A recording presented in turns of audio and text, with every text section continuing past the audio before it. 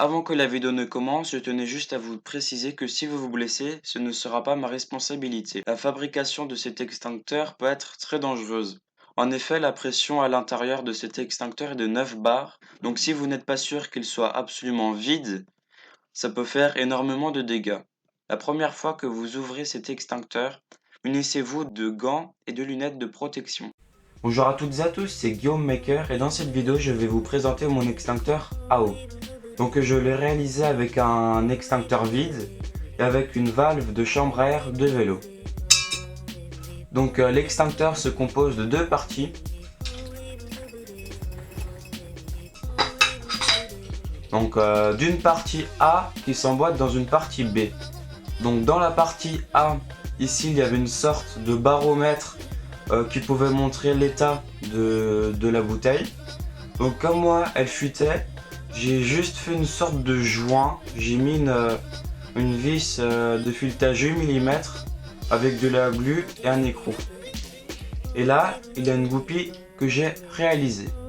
Donc on peut voir que la goupille a une forme légèrement courbée, c'est ce qui lui permet de ne pas tomber.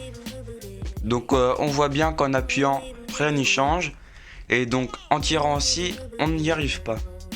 Donc pour retirer la goupille, il faut tout simplement la tourner vers le haut et descendre vers le bas. On peut alors appuyer dans la partie B, donc qui est composée d'une valve de vélo.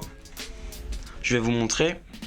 Donc on peut voir dans le fond que j'ai mis beaucoup de glu. Donc là il y a un peu d'eau parce que j'ai fait quelques tests.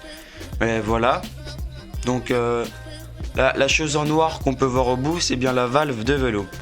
Donc pour la mettre bien droit dans le trou, j'ai utilisé un bout de cintre dont j'ai mis la valve sur le côté et que j'ai embroché dans le trou.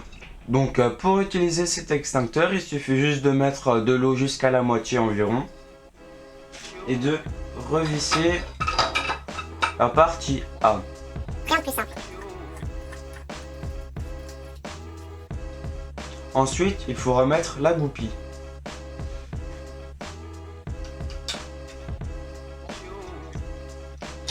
Nous pouvons ensuite utiliser une pompe et gonfler.